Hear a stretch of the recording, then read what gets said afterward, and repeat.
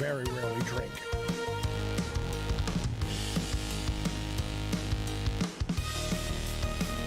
I can't help but be racist.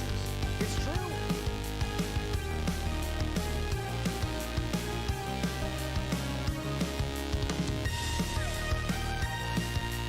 How dare you?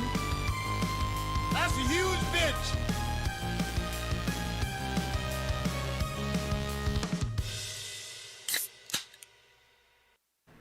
Well, hello, human beings, fellas and fillettes. It is good to see you. Welcome to Friday. Welcome to a Free Swim Friday. It's good to see. It's good to see everybody. Thank you for being here for the Gabbin&GAMES on the Friday. You know, Ricardo and I were talking, and a couple things going on with Ricardo. The first one is we were like, well, let's do a free swim today because there is news, but there's not like a big news story. We'll talk a little bit about the FTC and Xbox. That's some good, fun stuff going.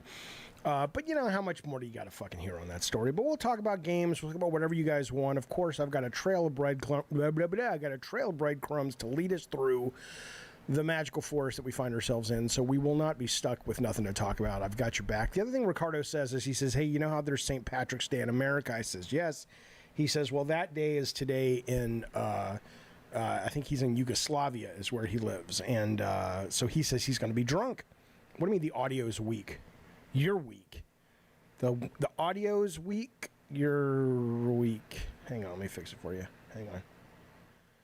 All right, tell me if that's better. How's the audio, fellas? So, yeah, he's in Yugoslavia, and he says, hey, I'm drunk, and that's just how it's going to be today, so fuck you. And I says, like I said, I rarely drink. I just don't care for it. I don't like the taste of it. I don't love the way it affects me, but I may. We'll see. And I don't even know, Ricardo, if I'm allowed to drink on YouTube. I know I can smoke pot on YouTube if it's legal where I am. I got a thing. I woke up this morning and it said one of your videos has been demonetized. And it's like, it's not a strike and this and that and the other. I'm like, what the fuck is going on? And it was the Jeff Keighley show. The Jeff Keighley show from the game, Summer Game Fest. And I was like, you know, why? What did I fucking do? And, you know, I was like, maybe a bunch of people got demonetized on that. Nope, it was just me. Well, not just me, but it was me. It wasn't like a big thing on Twitter, people talking about it. So I went and looked at the video again. I'm almost certain it was this, and I'm not going to tell you what it is. I'm going to give you a hint. We're going to dance around it. So, Ricardo, we're going to have to be careful about this. I was talking about a delivery that came to me that brought with it certain things I could ingest. And I don't think I cannot talk about weed and dispensaries and stuff, but I was talking about that, and I was relating it to a story of my youth, and I think the algorithm heard words like high school and then that particular thing that I was having delivered and making that sort of pizza delivery in a parking lot, and it did not like that at all. So I think they were like, oh, you're demonetized, go fuck yourself. It is what it is, but just something that happened, so we got to be careful, I guess. Can I talk about the idea behind Kinetica? Sure. What would you like to know? The high concept of Kinetica was, I was pitched basically a Midway game. Like, if you remember Midway when they were doing stuff like Hydro Thunder and Ready to Rumble, very arcadey, very accessible, and it was going to be a game with kind of like futuristic but still motorbikes, like, you know, not like Akira, not like street bikes, but like more, you know, motorbikes, like dirt bikes, but, you know, BMX shit, whatever it's called. I don't know what it's called. You know, when they ride the motorcycles and the jumps and shit. And it was supposed to be like, you know, you crash onto theme parks and you go up roller coasters and you go up the sides of skyscrapers and crash through and disrupt a wedding. You know, it's supposed to be very much like motocross, right? It was supposed to be very much like that sort of, you know, fuck you society kind of thing. Kind of like Twisted Metal was. And I went off to make Twisted Metal Black, and suddenly you know, I start watching the art team, and there's this really influential, very charismatic. That's why I always say politics is half of making, or making video games, half of it's dealing with politics. Very talented artist, very charismatic artist. So he could kind of, you know, get people wrapped up in his vision. Well, his vision was what we were calling ass bikes. It's like, dude, this is not commercial. But I was the creative director. I should have put my foot down harder. And I guess I was new at doing that job, and the art team was behind it, and the director was behind it. And I'm like, okay, I'm focused on black anyway. Y'all go ahead, fuck it. And lo and behold, it was a game that still has some people talking about it, and you know, there a lot of people still have fond affections for it. But you know, it tanked. It tanked at the fucking market. So you know. I'm not to say, I told you so, but I'm like, guys, this is, unless you're in Europe where that kind of wipeout aesthetic sells really well sometimes, it never sells that well in America. So, anyway, that's what I know about it. So when I helped out on it for about 4 months after it shipped, before we jumped over to working on God of War. Addy Pie says, who's going to win the fight between Elon Musk and Mark Zuckerberg? Honestly, I mean, it's crazy. It sounds more and more likely. They're saying they're probably going to be able to make $1 billion in cash for charity, not in cash, but in profit for charity, which is great. I don't think they've announced the charity yet. Certainly, it's not a charity that promotes media literacy, because that would put them both out of business. But that said, that is looking like it's going to happen. Whether Joe Rogan is the referee, I don't know. Or maybe he's just announcing it and whatnot and sort of being a commentator. I have no idea. But I agree with Jizzaloop. Elon Musk will get his ass kicked. For whatever you think of Mark Zuckerberg, I think the guy is on a fucking... it's not a midlife crisis. It's one of those, like, I want to be more alpha. Maybe he feels like his wife is her eyes starting to wander. I don't fucking know. But...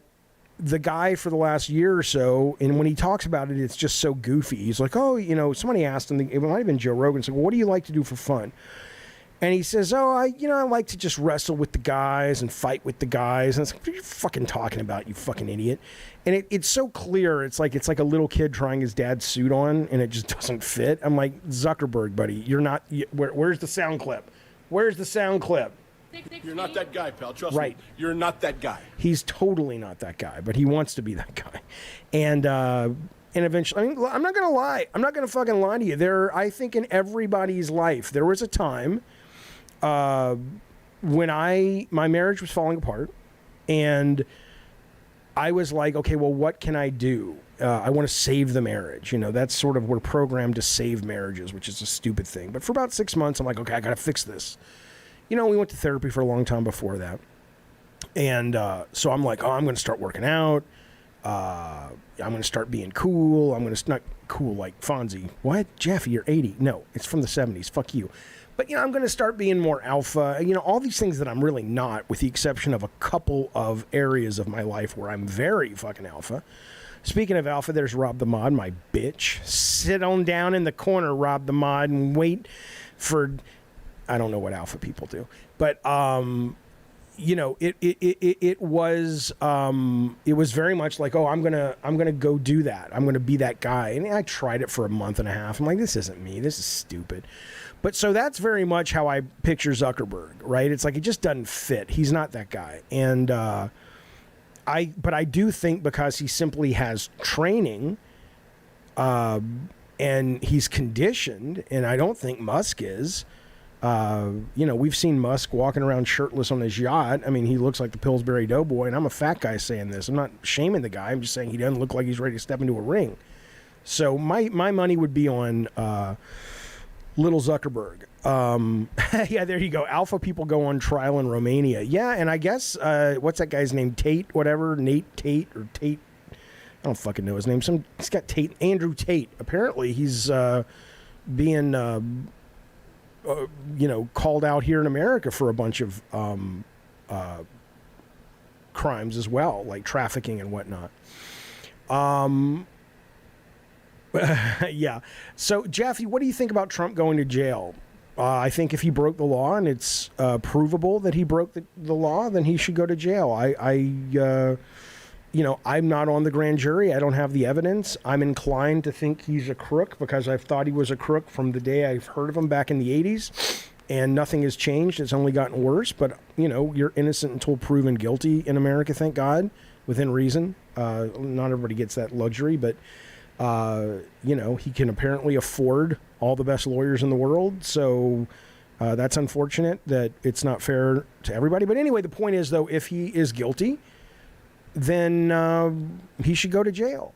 I'm not a big fan of a lot of these people out there talking about, the Democrats have to be careful because this could cause this or this could cause that. And I'm just like, fuck off. Who cares? You don't decide to press the on button for the judicial system when it's convenient.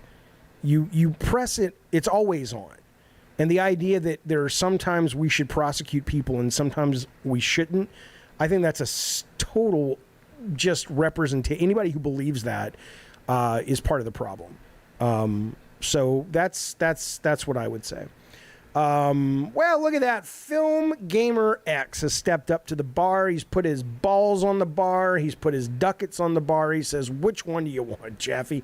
I'll take the ducat, sir. He's upgraded the Cult of Calypso. That comes with a song and a little prayer to Jesus, even though I don't believe in any gods, to make the writer's strike end sooner. Here's the prayer. That's the prayer to God, to Jesus, whatever, Yahweh. And then here's a song. Film Gamer X didn't get no sex till he started making movies about a T-Rex. Yes, filmmaker Rex is really Steven Spielberg. He's rich and everybody fucks him. Yeah! All right, thank you so much for upgrading to the Cult of Calypso, buddy. I appreciate it very, very much. Check Trump and Biden and AI. I've seen that where they're debating and whatnot. Fuck you, Ricardo. Ricardo says the way I'm touching my microphone makes him moist. Oh, my God. You know what's interesting, though? It's interesting. And this is probably very much a California guy, progressive guy thing, whatever. I don't care if you agree. I'm not trying to sell you on anything. I'm not trying to get into the weeds with this shit. But I was watching this headline article. And the headline article was talking about new families, like, because you have more trans folks coming out of the closet and living openly, as that's wonderful, you are seeing families that just kind of go, okay, it's a, I guess it was, I don't know if it was either a woman or a trans woman married to a trans woman or to a trans man. And the trans man was in a birthing tub giving birth. So the trans man still had their at birth vagina.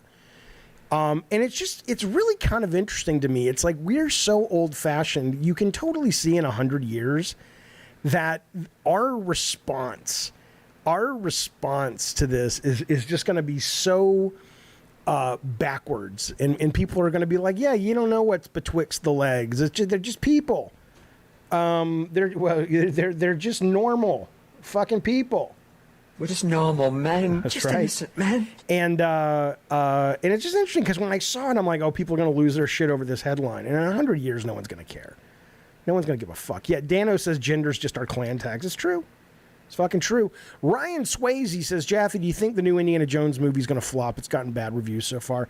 Yeah, probably. Flop, maybe. I mean, these days, I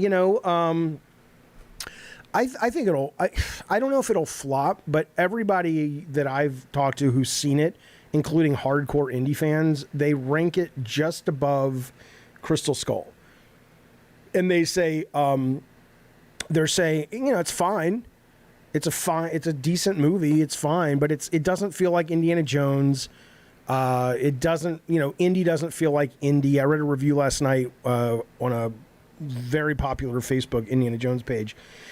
And he's like, this doesn't feel like my Indy. Indy's not this drunk. Indy's not this guy who gives up. And, it's almost like Luke in, what's that movie that everybody hated? I didn't hate it. The Last Jedi or whatever the second one was before J. Abrams came back.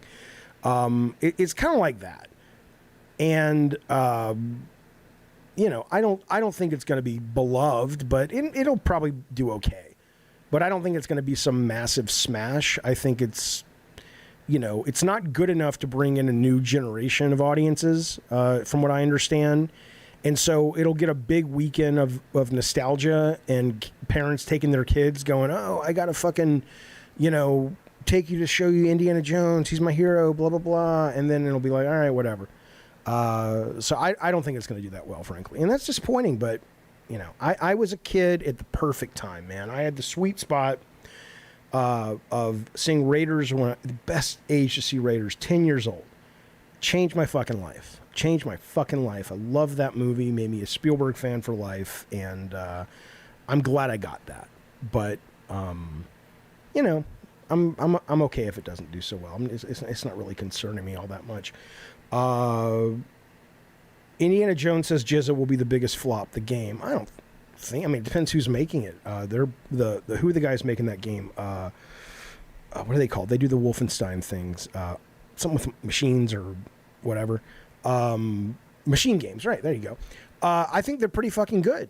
I think they're a great developer. I enjoy a lot of the stuff they've done. And Indie Games says Jeeves is going to be made by Machine Games. With their pedigree begs the question, will it be a first-person FPS, first-person perspective?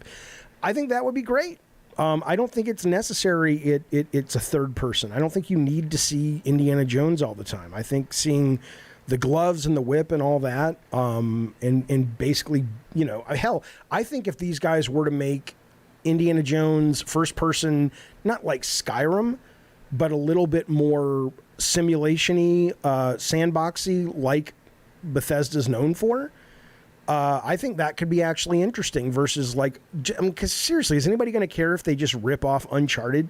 The worst thing they could do is go, let's take the Tomb Raider formula, the Uncharted formula, and let's swap Indiana Jones in, and let's just up the production value. That's the safe thing. But I don't think that's really all that interesting. At that point, it's pure execution, and you're not really bringing anything to the genre or to the franchise unless you really just have some brilliant ideas. So I would, see, I don't agree. Arathizel says big set pieces and action third person is a must. Why? You have that. You have that in Uncharted. You have that in Tomb Raider, both of which wouldn't exist if it wasn't for Indiana Jones. Like Kyle says, indie game copying the games that copied his films. Right. I think they should be a little bit more clever. Blue Gamer says, I'm hoping they use the Sniper Elite 5 formula. Sandbox levels with different ways to start, explore, use combat. Absolutely. Abso-fucking-lutely. I would love to see that. I think it's different. It's fresh. I think you could have, you know, scenarios, you know, I mean, a good example would be like Tears of the Kingdom. Don't make Tears of the Kingdom. But indie is as much about puzzle solving as he is about fighting. And to have the game actually reflect what it's like to be indie versus just like trying to make a cinematic playable Indiana Jones game, nah. We've been there, done that. So we'll see. But that's my take. You know, I'll play it. It's indie. I love indie. I never get tired of indie, but it is what it is. It's like the new Star Wars game, says Kevin. Outlaws. It's just another third-person action adventure, but it looks good and it's Star Wars, which is why it's compelling. Right. Yeah, I agree with that.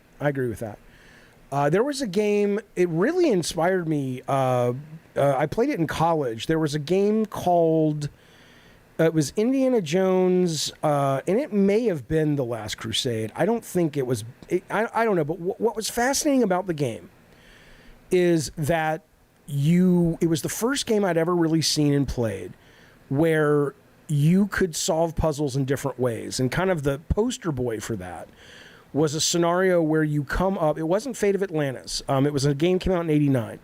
And in a side-scroller, kind of point and click, but you come up to this big guard. And there's two options, right? Option one is you come up to the guard and you can fight him. And, you know, you're dealing with, you know, how good of a fighter you are. And it's kind of rhythm-based. It's not like anything deep or anything. It was back in the 80s. Or you can find this giant trophy and you can fill it with beer from the kitchen and you can give it to him and he'll drink it and he's pissed at you. And if I remember, he drinks it like he's going to kick your ass. He's like, wait till I finish this. And he gets so drunk, he passes out. And I was just like, that was so fucking clever to me. And I remember when we had the license, I'm going to tell you a really brief old school Sony story. We had the license to a movie it was originally called The Penal Colony, but it was with Ray Liotta. It came out, it was a terrible film based on, or called No Escape. And I guess he was this prisoner and he was sent to an island, and it was like Lord of the Flies, but with prisoners. I don't fucking know. It was dumb. And, we had the rights to make the game because it was a Sony Pictures movie, and at ImageSoft, we made games based on Sony Picture movies. So I remember playing the Indiana Jones game and going, let's do that. Let's make every single challenge solvable in multiple ways. But it wasn't like Tears of the Kingdom where it's sort of physics-based. You had to handcraft all that shit, so it never fucking worked, right? But the opening of the game was going to be, we ended up making a totally different isometric, stupid fucking game. But the opening of the game was going to be your character standing on this cliff, and to the left was like this massive drop-off. It was a side-scroller, so you couldn't see anything. And to the right, you had all these enemies. They were like, mutants and stuff from the island, these monsters that were coming at you and attacking and all this shit. And they never stopped coming. They never stopped coming, and you could not defeat them.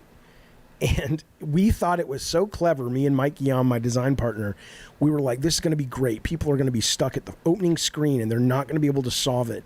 And then they're going to call the hint line. This is back when we had hint lines. And the hint line person's going to say, oh, well, why don't you run to the right? And the player would be like, well, that's a drop-off. He's like, so? And if you run to the right and drop off the cliff, you land in water and the game begins. And we thought, I was like 23, go fuck yourself. But I thought that was the most clever subversion of what gamers expect. So, that's my story. That's my story. That's my, fuck you. I don't know. It was good in my head, but that was a real story though. Who remembers Pitfall on PS1? I remember Pitfall on PS1 because I was offered a job to design it. We had shipped Twisted Metal, or we were about to ship Twisted Metal, and we went to Activision and we met the producer and we loved Pitfall. It was me and Mike, and they offered us a job. And then again, it was just like when Sega offered a job for me to design one of their Sega CD games for more money than I'd ever seen in my life. And I turned it down. And I was just like, yeah, something feels right about staying with Sony. Let me tell you something else real quick. Final Sony memory at the moment. I remember I wasn't married yet. I was still like an assistant producer at Sony, and I was living in Culver City, a little right around the corner from Santa Monica. And I came home from work one weekend, and I brought my laptop that was the work laptop. And I don't know why I remember going to poop, and I'm sitting on the toilet pooping, and I'm writing on my laptop. But it was really weird. I've had this happen to me twice in my life, both times different subjects. But a voice came into my head when I was writing, and I was just like, I remember writing the sentence. I remember writing, you're going to be meaningful, because I was debating whether I wanted to keep trying to get into films or stay in games. And I remember writing to myself, I says, you're going to be meaningful in this industry if you stay in it. And I'm not saying I'm fucking, Kojima, but I had a good run there. And it was weird though, because it just felt so accurate. Could have been the poop talking. Speaking of, not the poop talking, but speaking of the guy who just said it could have been the poop talking. You've been waiting for this. You've been holding your breath. Boom. Thanatos, I'm not even going to try the last name, has joined the Diet Soda Soldiers. Thank you, buddy, for that support. I appreciate it, Thanatos. I would like a side of steak fajitas and an order of extra large Thanatos, please. Would you like butter on that? Oh, I would indeed. Thank you. Thanatos. Appreciate it, buddy. What the hell kind of name is that? Where are you from? Thanatos. Thanks, buddy. Very, very kind. And then listen to this. Man Cave steps up. He says, hey, any thoughts on Nintendo putting out Mario Movie 2, putting out a Mario movie, 2 Mario games, 3 DLC for Mario Kart in the same year, not to mention Zelda. Yay. I love Mario Kart. I have all their DLC packs prepaid already, so I'm looking forward to that. The new one looks like a really cool track where you're racing around a bathtub, like miniaturized. I think that was part of an earlier game, but I never played that one. I love the new Zelda. It's great. Super Mario Brothers Wonder looks fantastic. I'm trying to remember what's the other Mario game you're talking about. Oh, RPG. I've never played Super Mario RPG. So, you know, people tell me it's wonderful, and this looks like a great update or an upgrade to it. So I'm very much looking forward to it, Man Cave. And there's a Princess Peach game, right? But I don't think that's this year. Addy Pie, what do you mean Nintendo has gone to the dumps? You know what? Come on, man. What are you talking about? What are you fucking talking about? Nintendo's great. They're firing on all cylinders right now. Why would you say such a thing? Look, I mean, you don't have to love Tears of the Kingdom to deny its brilliance in game design. Come on now. Somebody was asking me earlier what my game of the year is. This is going to be tough. This is going to be a tough year for people's personal game of the year. I said this the other day. What's it called? The goddamn Dead Space 2, RE4 Remake, Tears of the Kingdom, Viewfinder, which is only a demo right now, but it's one of the best demos I've ever played. That's up there. There's a couple other ones. This is a great fucking year for video games, and I won't have it if anybody says any different. If anybody says any goddamn different. That's what I would say. Zach says, hey, Jaffe, thank you for the super chat, Zach. He says, Jaffe, thoughts on Vigilante 8? And have you heard of stirrings of a new Twisted? Vigilante 8 was always a bit of a challenge because the graphics were so much better. We were always chasing their graphics in that game. And there were people out there that really thought it was cool that the physics were so realistic.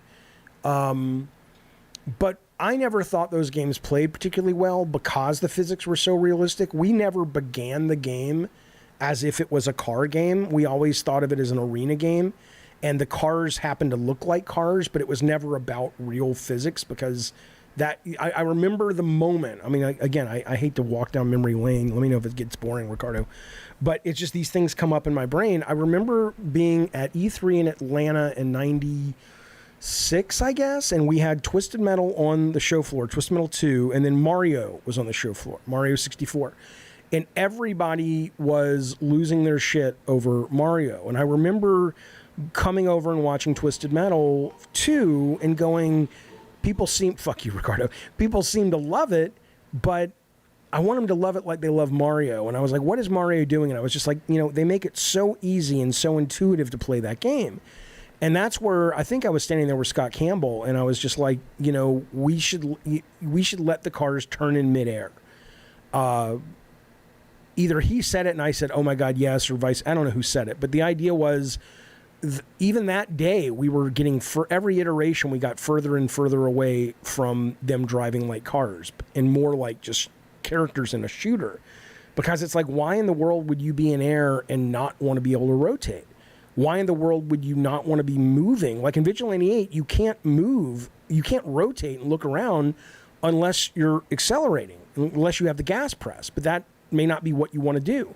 So in Twisted Metal, we just simplified the shit out of it, and it actually ended up being a better game. So as for a new Twisted Metal, I don't fucking know. I hear there's one in development. There are ways I know that it's in development by people I've talked to, but it's weird we haven't heard anything, especially with the show coming out in a couple of weeks or less than a month. Very soon, into next month, I think it is. So Vigilante 8, The Destruction was more advanced. Yeah, it was much more of a technical showpiece than we had, absolutely. That's from Mr. Game. I remember a game, think of the Super Chat Film Gamer X. I remember a game on PS1 called Project Overkill. I remember the title. I don't remember what it was. I remember Project Horned Owl on PS1 that came with a gun. I spent years playing that. It's your first Super Chat. Thank you, buddy. And I feel it's extremely underrated. Should get a remake someday. Project Overkill. Let me just very briefly Google that because you know, there were so many games back then that, you know, Space Hulk and Horned Owl, Project Overkill. Let's see. Right. It was isometric Konami game. That's right. I remember that.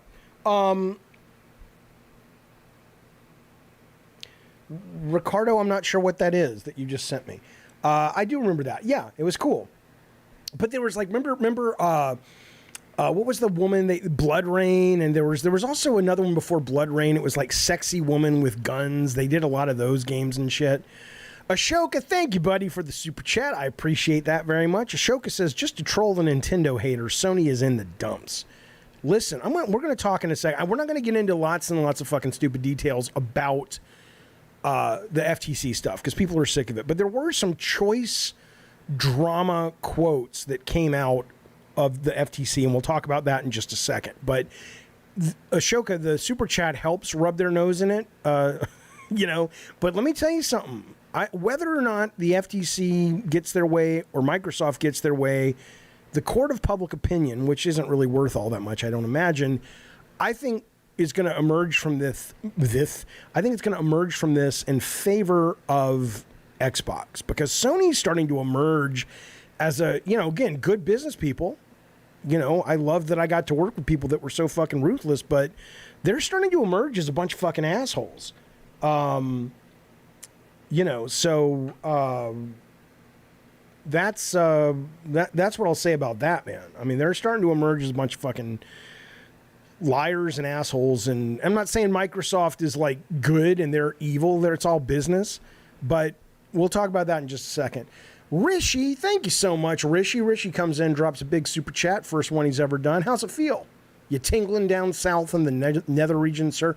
I can't speak today. I'm doing a lot of not slurring, but lisping. Ethel Thayer. Sounds like I'm lisping, doesn't it? You ever see that movie? Great fucking movie. Anyway, Rishi drops super chat. Thank you, buddy. He says, hey, Jaffe, I'm working on a game with combat and... Oh, I know what that is. Inspired by God of War. We have a Next Fest team on demo called Boomerang Jack. Yeah, you tweeted me that. I saw that. It was interesting. You were the guy because I was tweeting out how rough it must be for Todd Howard to be married right now, assuming Todd is in the trenches with the team. And let's just assume that he is. That game is so massive and so big and so ambitious that how do you go home? How do you ever see your family? How do you ever get to the gym or meditate or do anything that's good for anything other than the game? And you tweeted, you know, we're working on a game that's very small. We're a teeny tiny team compared, but you were saying, hey, it's the same fucking thing here, even on this small game. And it's Boomerang Jack. Very, very cool. I will play it. You know what? I have been so busy this week, and I blame Ricardo because he's an actual producer that keeps things moving, you son of a bitch. Just kidding, Ricardo. Go suck a big fucking dick. But Rishi, I will play it. I really regret I haven't had a chance to play any Next Fest demos yet, which bums me out. But I'm going to set some time aside tomorrow because I really do want to play those. But thank you for the super chat, and I will absolutely check out Boomerang when the demo drops. Absolutely. Jizza says it's just business, Jaffe. It's not personal. Oh, I know. I absolutely. I'm not. You're talking about the Sony stuff. I'm not suggesting that it's personal. It's all business. That's fine. I'm just saying that the narrative, Sony has done a pretty good job in the narrative department of painting themselves as the David and Xbox as the Goliath. But truth of the matter is, at least if this court proceeding is anything to look at, I don't know if I would agree with that. I don't know if I agree with that. One more thing about Starfield real quick. Bill Bone says people scoff at there being only 100 out of 1,000 planets having significant amounts of life. It's not to explore, it's life. Todd Howard came out and said 10%, which is 100 out of 1,000 planets have life. The other ones don't. And what's interesting about that is, you know, people are, oh, it sucks. No, it really doesn't, because he's, you know, these guys aren't dumb. I'm not saying the game's going to be good, bad, or otherwise. I'm quite excited for it. But it may suck. I'm not like, you know, going to the mat for Starfield, although it's my most anticipated game coming out in the rest of the year. Absolutely. But they're not idiots, right? They're not like, oh, yeah, you think we should have put some stuff on those planets? But to hear people talk about it, I mean, it's just ridiculous. It's like maybe it's just this culture of everybody thinks they're an expert in everything because they have social media where they can spout off and get likes. And, oh, they like my ideas. Because these guys have been making games for 30 fucking years, some of the best games ever made. You think they didn't stop and go, hey, Todd, yeah, what's up? Well, you got 1,000 planets here. Yeah. We can't afford to fill every planet with all kinds of shit to do. Oh, yeah. I didn't think about that. Come on. You go to a planet, you scan the planet, it tells you, is there life there? Are there story missions there? Is it more of a planet of exploration and materials, which is what a lot of the planets are, so you can craft stuff and build stuff and all that shit? That's that. Now, whether that's fun for you or not, that's a good question. That's a fair question a customer can ask. But to act like you saw something they didn't, you mean we got to put shit on the planets? You mean we got to have something for the player to do down there? Come on now, that's asking a little bit too much. Yeah, Fuby says, when I heard there aren't at least 10,050 explorable planets, I cancel my pre-order. You can explore all the planets. You can explore all of them. But yeah, no, I'm quite looking forward to it. I'm very much looking forward to it.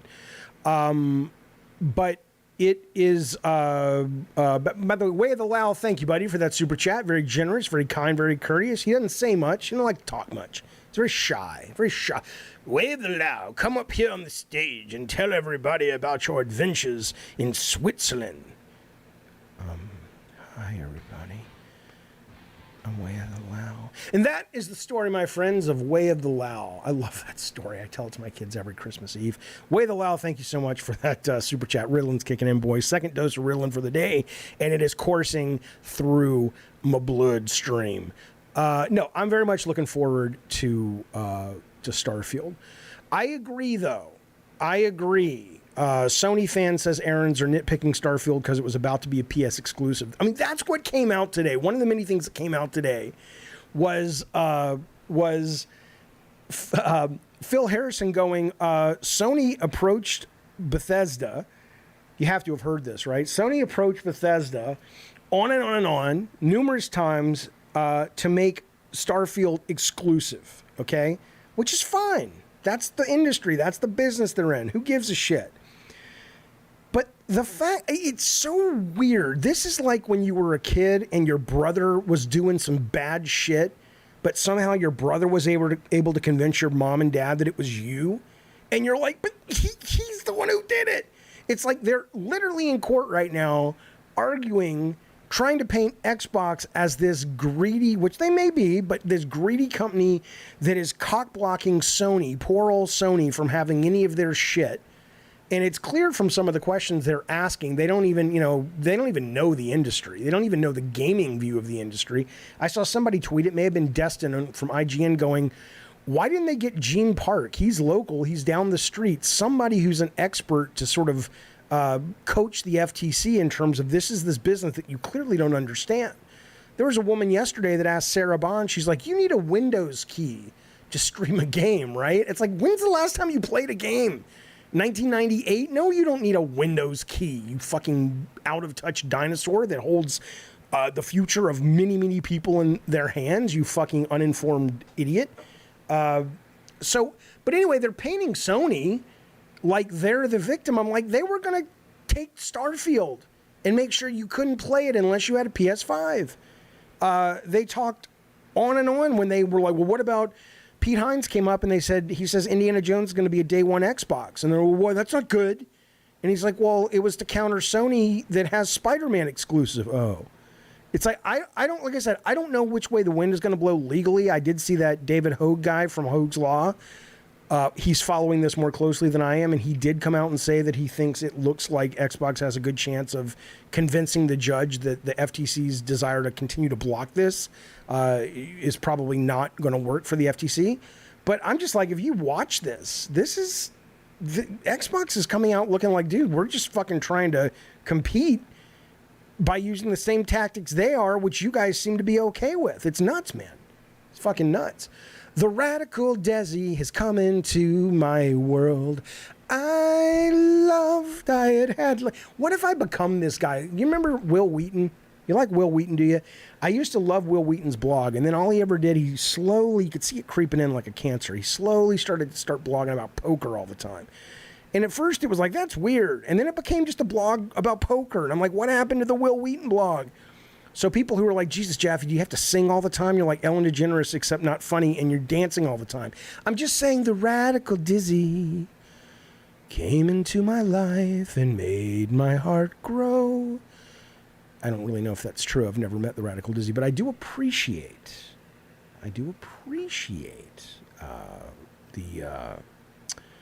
the support, buddy. Thank you for joining the Diet Says Soldiers. Way the Lao has stepped up. He says, I want to tell you something, Jaffe. Thank you for the super chat, buddy. He says, my nephew and my friend, who are huge Bethesda people, say that Todd Howard has a problem over-promising and under-delivering. What say you guys?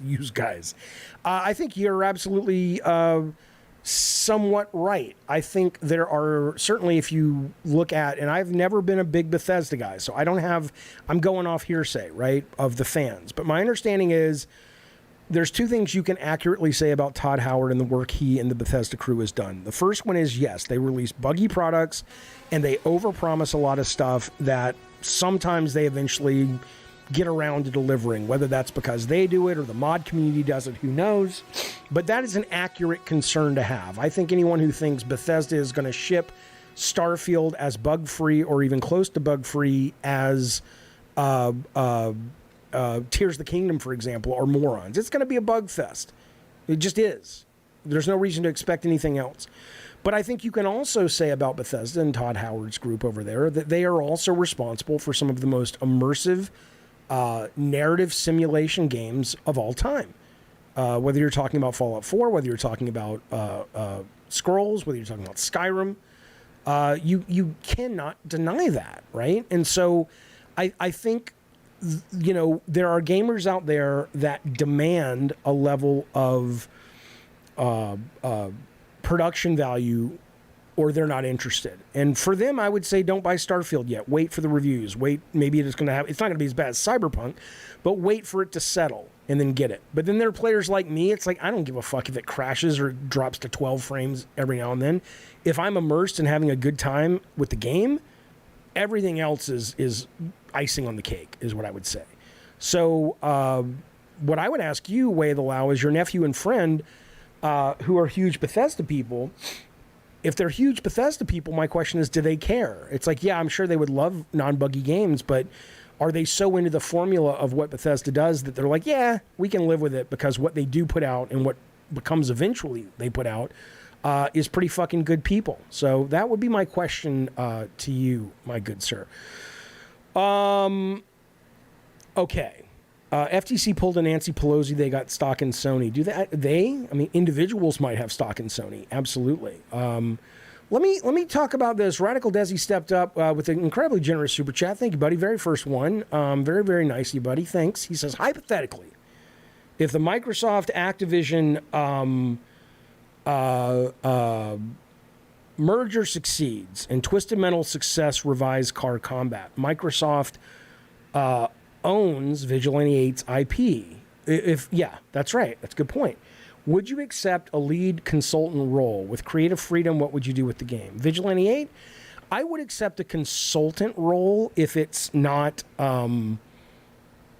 too time demanding, you know, that I could contribute in a way that they would appreciate, that I could enjoy, but it doesn't become my main job, because this is my main job and I enjoy this more than making video games. But yeah, I mean, sure. I guess the problem with stepping into Vigilante 8, though, or any IP from that generation or any generation of that era or older, is that there is a danger that what people loved about it and what people remembered is not what you deliver. So honestly, I don't think the Vigilante 8 IP is really all that strong. I don't think the Twisted Metal IP is terribly strong, but it's certainly a bigger brand than Vigilante 8 ever was. And so for me, I would say let's just start something new. Let's do a car combat game. If you want to call it Vigilante 8, we'll do it. But you're going to have so many people with these memories, just like SOCOM and stuff, that we cannot deliver on because they really have nothing to do with the game. It has to do with a feeling, emotional state that a mass part of that reason is the age they played it at and what was happening in their lives when they played it. We can't deliver that for them. You're really banging up against a wall there, and you're setting yourself up for failure for people that you don't, I don't think that brand is worth that risk is what I would say. But sure, yeah, I would love to, consult on a car combat game if it made sense, for sure. Absolutely. But seriously, Radical Desi, thank you. And absolutely thank Way of the Lao for your first super chats. It's like pop cherry. Sometimes it's best just to say nothing. Listen to this. Ravno says, Final Fantasy XVI is hype despite being mid according to lots of people. So let me tell you what happened.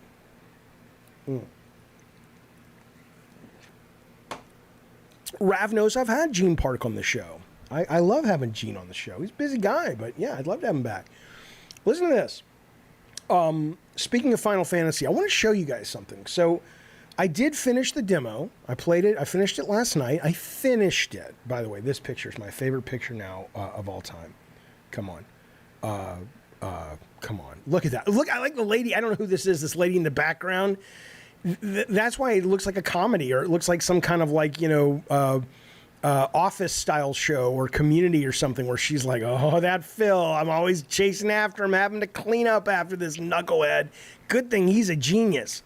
But anyway, I thought this was a funny picture. So speaking of Final Fantasy, where is it? Where'd it go? Here it is. Victor Lucas tweets me this the other day. Tweeting about, I'm not really vibing on Final Fantasy. Oh, Phil. That's right, Leland. I'm tweeting about how I don't really vibe on it. I'm probably not going to play it, blah, blah, blah. He says, this is what Victor tweeted me. He says, it's the most accessible Final Fantasy ever, buddy. I think you'd like it. Combat is aces. Storytelling is top-notch. I think you'd like it a lot. A lot of cutscenes, though. You know what's nice? And I don't know if it's just his particular age, or he's also or Canadian, or he's just a good dude. All three of those things are accurate about Victor Lucas. But this is the kind of comment most people these days send me comments are more like, you're a fucking idiot. It's the best fucking game ever. Go fuck yourself. You're a dork. You have ADD, so you can't play, And he's just like, hey, play it, don't play it, but I think you'd really like it. It's really good and accessible. And I was like, that's how fucking conversation amongst fans should be. That's number one. But so I go off, sitting at an 88 Metacritic. I was excited. I go off and I play it. And I look, man, I liked it. I finished it. I was able to sit in with all the cutscenes. I thought they were interesting. I loved how it ended. I'm curious about what happens next. But I didn't love it. Like I'm not going to buy it. There's no way I'm dropping $70 for more of the same. And that doesn't mean it wasn't good. It was good. But I mean, the story was like, okay, it's kind of interesting. It's about the brothers and whatnot, and the combat was fine. It wasn't as fluid as a lot of other games. The navigation wasn't as fluid as a lot of other games. I did like that it was more RPG-ish than other games that had that kind of combat. So, I don't know. I mean, I may get it when it's like deep discount or if I have time, but I probably never will have time. I'm always busy. But yeah, Aquastorm says you won't like it, Jaffe. It's a bad game. I don't think it's a bad game from what I played. I just thought it was fine. So, I'm probably not going to spend too much time with it. Ravno says it was fun in the demo and I will buy it eventually, but not for $70. I just get super bored. I just get super bored or I find a compelling reason. Yeah, if you like OG God of War, play Final Fantasy XVI. Well, I played the demo. The demo is at least an hour long. But let's put it this way, between Lies of P, which was the big demo I played this week, and Final Fantasy XVI, which I played this week, I would say I was much more engaged with Lies of P. Easily. But it was still good, and I did think I liked the story. I liked the feel of it, but it was... And you know what? I complained about it, but I really also did like that thing they have where you're watching it. You got to be in the right headspace for it, but you're watching a cutscene, and you can pause it at any time, and you can go and start reading like an atlas or a bestiary of all the characters and worlds and lands. It really did help tie together the experience for me. I was starting to get into the story and the characters and all that shit. I do like Clive's hot mother. Clive's hot mother is fucking hot. She seems like an absolutely nasty piece of work who you're going to have to kill at the end of the game, but she's pretty fucking hot, no doubt. Aquastorm says it gets worse the longer you play and the story crap drags on too long. Nasty of the dialogue scenes are eye-rollingly bad. Okay. One Winged Angel says Lies of P is literally more of the same. Well, I don't think so. Fuby says you can fix his mother, Clive's mother. I think it is comfort gaming if you like Soulsborne. It's not literally. I don't think you're using the word literally correct. There are some innovations it does that I think are good, that I like a lot, that I don't have in any of the other Souls games I've played. But, you know, it certainly is indebted to games, even though the developer has said, no, we never took inspiration from Bloodborne. Shut up, you fucking liar. You fucking liar. Yes, you did. You fucking idiot. But it's a great game. Petri, thank you for the super chat, buddy. He says, hey, Jaffe. What's up, pal? He says, please help my work colleague has the last name... I shouldn't read this word, right? It's going to get me in trouble. Huazinga? Does this mean Hideo Kojima influenced my workplace? I don't know what that word is. I have no idea what that word is, man. So is that from a Kojima game? Or did you just want me to say the word Huazinga? I have no idea. I don't know, Petri. Thank you for that, buddy, though. But I don't have a goddamn clue what you're talking about. Let's talk about Kojima real quick, though. I want you to understand. Even though I don't need validation, and even though this validation is coming from Kotaku, I'd like to say I enjoy being right. Again, people gave me shit. People gave me shit in the chat the other day when I was talking about how sniffing its own farts the Hideo Kojima documentary was.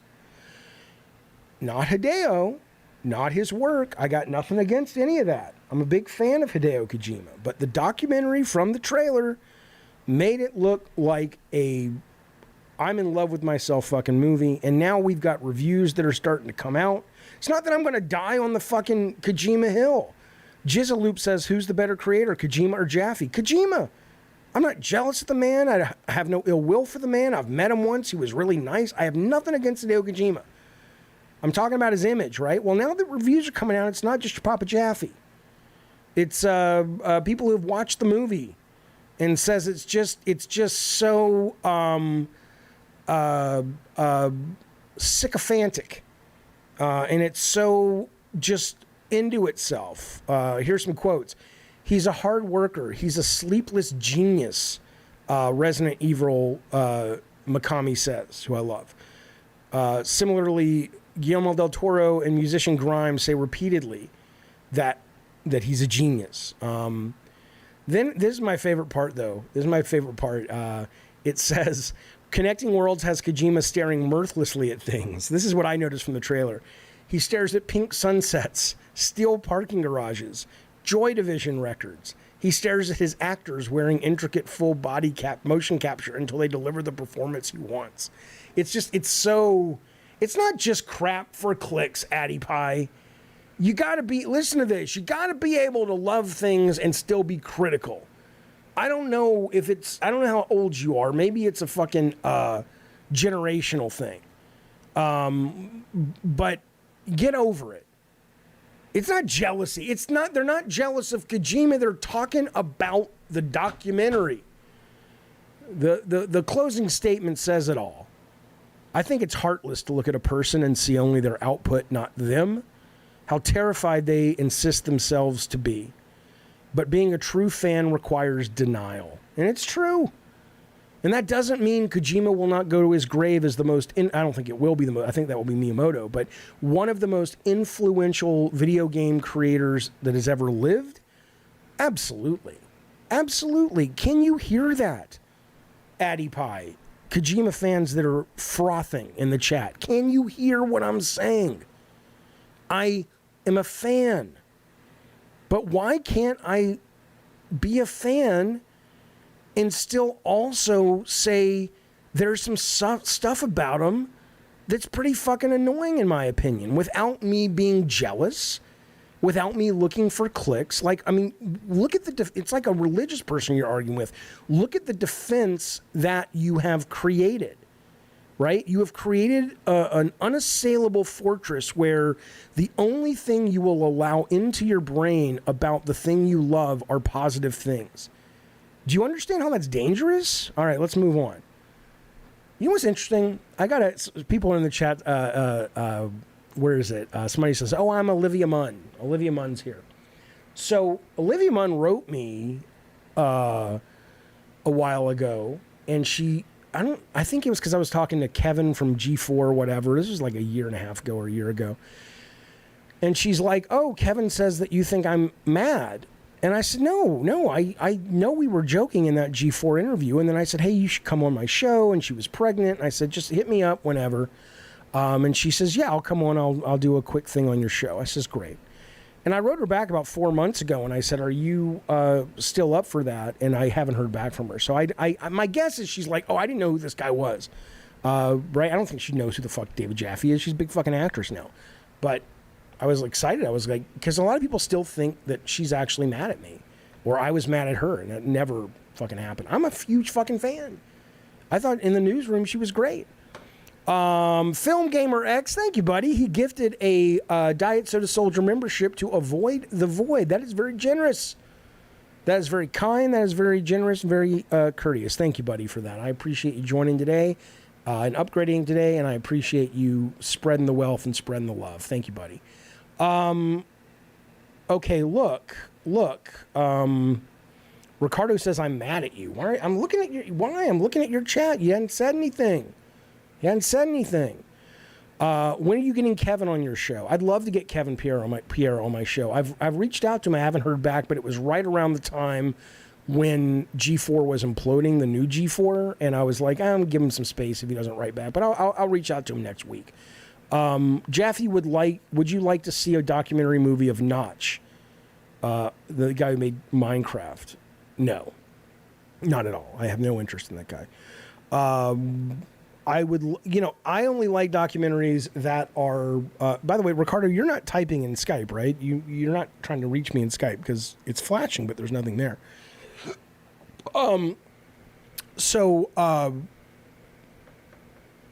But yeah, I mean, I only want to see documentaries of people who can be honest, right? A great example, again, I don't want to get too in the weeds on something that's not games, but Alanis Morissette from the 90s, obviously, Jagged Little Pill, big fan of hers. I like her music. You can go back and you can look at all of these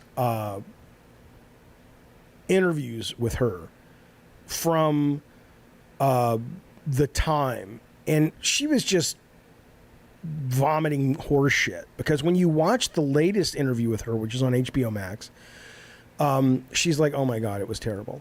She's like, they forced me to always, I couldn't be too fat, I couldn't be too skinny, they wouldn't let me say this, they wanted to control this, I was depressed, I was being abused, blah blah blah blah blah. Not like abused like physically, but it was tough.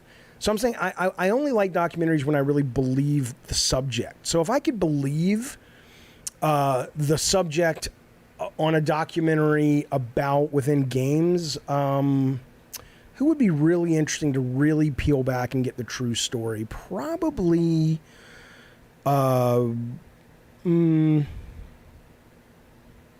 probably Neil Druckmann would interest me to see that, because he's clearly a talented guy. He's clearly had a lot of success. But I also think there's something about the kind of work he makes that I don't understand why he's not making movies. And I would want to really get to the bottom of that because he clearly has the connections now. He has enough of the talent. I thought the episode he directed of Last of Us was great. And I don't think he's a great game designer. I don't think he's bad, but I don't think that, I don't think the fact that The Last of Us is interactive makes it better or worse, right? I don't play his games and go, oh my God, this is Tears of the Kingdom level design. And I know he's not the main designer, but he's overseeing the whole thing. And so in that, you're like, okay, well, clearly his passion is linear narrative storytelling. Why don't you just go fucking do that? So that's the kind of stuff that I would want a real documentary on. And that's why I roll my eyes so hard when I'm having to listen to documentaries about, just people blowing sunshine up each other's buttholes. Jaffe says, Petri, thank you, buddy, for the super chat. He says, Jaffe, do you know about the Domino's magician? Avoid the Noid. He is very pretty. I know Avoid the Noid was that creepy little character mascot from the 80s and 90s. I don't really ever I don't remember how you were going to avoid the Noid by ordering Domino's. I never quite understood what that meant. Like, why would avoiding is the Noid going to give you a disease if it gets on your pizza? I don't understand that. I don't know what the Domino's magician is, though. I have no idea. I have no idea. Bacon Magma wants a Ken Kutaragi documentary. Okay. I don't know. I wouldn't be that interested in Kutaragi. I don't have much question about him. Oh, avoid the Noid because he steals pizza, says Conglomerate. Okay. So he steals the pizza. He's a thief. Okay. But who's the Domino's magician then? This is what I don't know. Awesome Tatum, thank you for the super chat. He says, Jaffe, happy Friday, you fuck. I love you. I love you too. What are we playing this weekend? Oh, yeah, I'll tell you what we're playing. Tonight, actually, after this stream. So as you guys know, but thank you for the super chat, Awesome Tatum. Very, very generous of you, buddy. Thank you. After the stream, maybe 30, 40 minutes after I kind of settle and eat some dinner, I am going to be playing, where did it go? Where did it go? Fuck it. I'm going to be playing Call of Duty Season 4, and I'll be playing it with members of the chat if you're interested in playing with me, because I need to make a video about where my skills currently are. I'd like to just do a bunch of free-for-all matches and just try to wail on each other so I can use that as sort of a starting point for the esports coach. And then I want to see kind of what he thinks of that and if I can improve over the next 4 or 5 weeks. So I will be playing Call of Duty various modes tonight if anybody is excited in playing.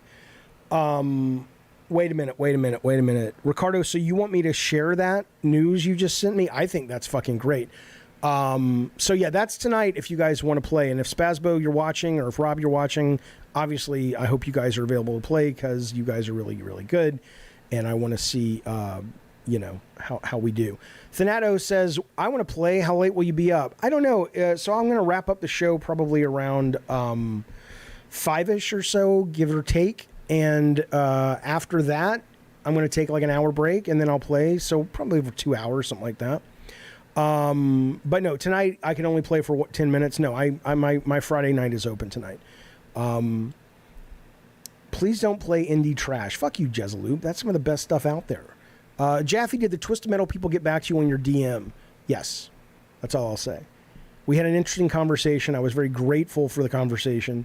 It was a good talk. I really enjoyed it, but I don't think I can share any of it right now. So, listen to this. Mr. K says, he really wants me to clean the hat. It's just a hat.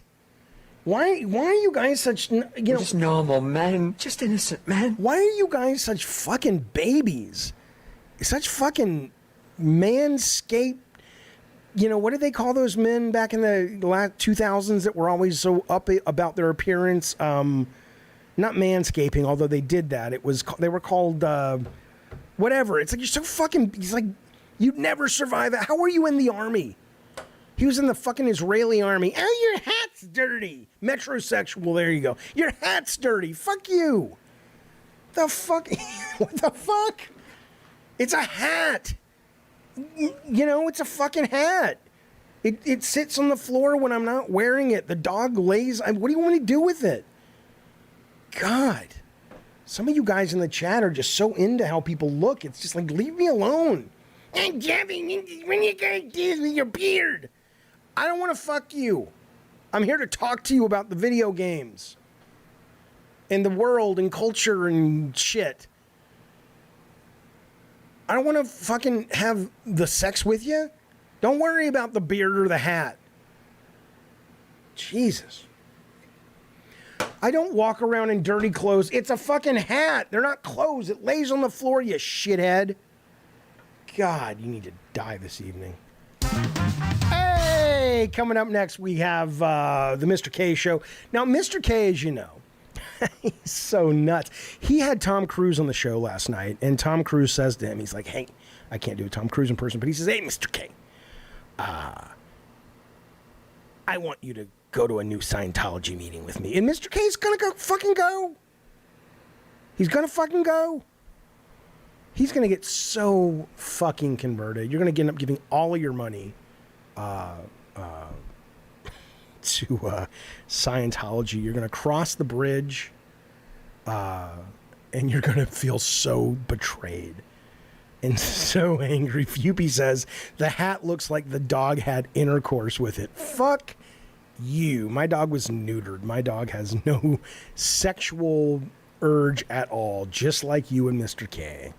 Just like you and Mr. K. Listen to this. Listen to this. I've been trying to get this guy on the show. During the show, breaking news, Ricardo got an email from this guy. And again, this is not game related. This will be on I Love the Weird. So we'll get back on the games in a second. I'm going to talk to you about some of the crazy shit happening in video games. But this is the guy who has a company called You Only Virtual. It's the CEO, a guy named Justin Harrison.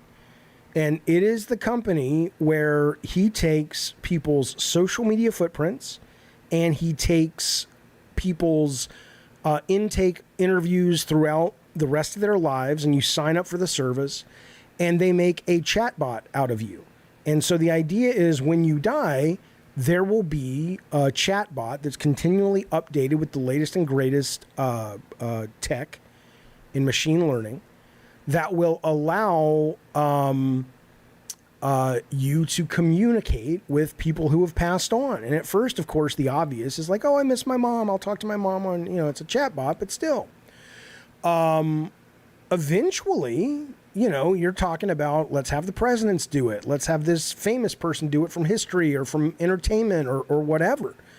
And yes, it's not literal of them, but it's based on them. And you could be a kid in school in 50 years and it's like, oh, I'm going to have a conversation with Barack Obama because I'm writing a report about him. Come on, man. That's awesome. Anyway, I'm so happy, Ricardo, to hear that you locked that down with Justin. That's going to be a good fucking talk. Again, if you're curious, it's called You Only Virtual. Check out their website. It's good stuff. Jaffe, how come if I get you good guests, you'll never follow up on them? I could get you a streamer with 1 million subs. Give it to Ricardo. The reason Ricardo is a great producer is he follows through. I have ADD. Let me tell you guys something real quick. Let me tell you something. I really did. I really did. I had an epiphany the other day, yesterday. I'm lying in bed, and I'm thinking about stuff that I need to do for the show. And it occurs to me there are things I need to do for the show that as much as I know I need to do them, I'm just not wired to do them. And Ricardo or Shannon or Nick or Scott Campbell, all these great producers I've gotten to work with, they're wired to sort of do those things. And so I don't think I ever again want to take on anything without a great producer with me, because I no matter what I want, I can't do it. There are things I just can't do because my ADD gets in the way. And it's just the fact of the matter. I have to own that shit. Anyway, listen, I want to tell you something that's very courteous and very kind, very generous. We have our brand new member, Film Gamer X, has stepped up and said, I'm in love, Jaffe. And when you're a man in love or a woman in love, I can't tell from the name or the icon, you do crazy things. You're impulsive. You throw caution to the wind. Today, he has stepped up and he has gifted another 5 subscriptions to various members of the chat. Left Control Gaming was gifted a membership. Kieran McFarlane of the Cincinnati McFarlanes was gifted a membership. Celeskin was gifted one. Sarah Grant was gifted one. And Lit was gifted one. That is generous. That is kind. I would like to welcome you all on behalf of Film Gamer X to the Diet Soda Soldiers. Lord have mercy, I'm about to bust. Goddamn right. Okay. Jaffe, you need therapy. I've been in therapy on and off throughout my life. I love therapy. Bill Bone says, Jaffe doesn't seem lazy to me, and I thought the show was always good, so he can do it without a producer. I can, but I can't grow it.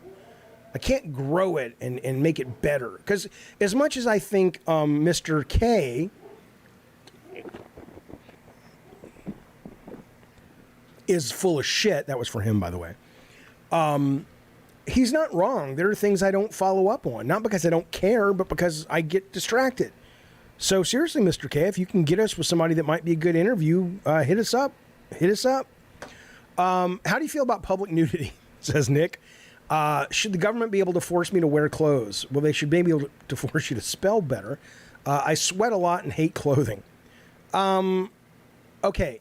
Should the government be able to force you to wear clothes? I mean, here's what I don't like. I don't like there isn't a place you can go as a human and cast off all of the societal desires or demands. It's like, look, if you don't take anything from the society that has been set up to make life better for the majority, or at least that's the intention behind a society, then go live in the woods and do what you want to do.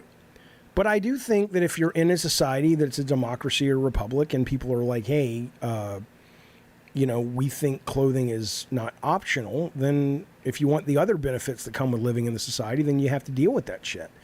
I think honestly, though, I mean, nudity, it's so stupid. I don't know when humans started covering up. Right.